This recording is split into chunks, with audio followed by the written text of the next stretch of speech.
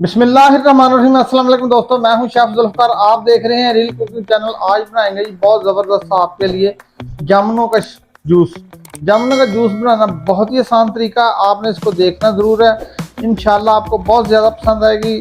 आ गए जामुन, छा गए जामुन। बहुत ही प्यारी सी रेसिपी है जो मैं आपके साथ शेयर करने जा रहा हूँ।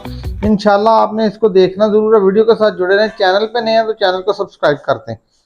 मोटे मोटे जामुन ले लेने इस तरह के, ये देखें, ठीक है। इस तरह के मोटे मोटे जामुन लेके छुरी की मदद से इस तरह इनको इस तरह आपने काट लेना है। गुठली को बचाना है, ये देखें ऐसे।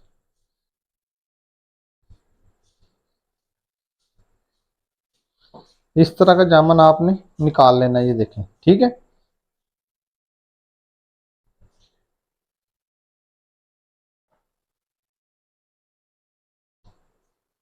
छिलके सारे उतार ले, गुठलियां लैदा हो गई हैं।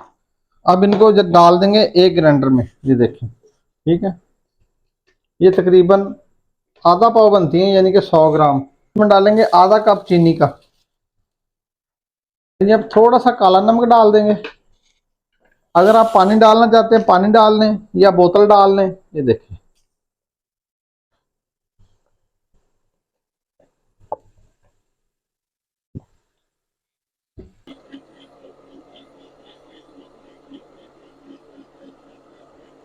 डाल देंगे बर्फ।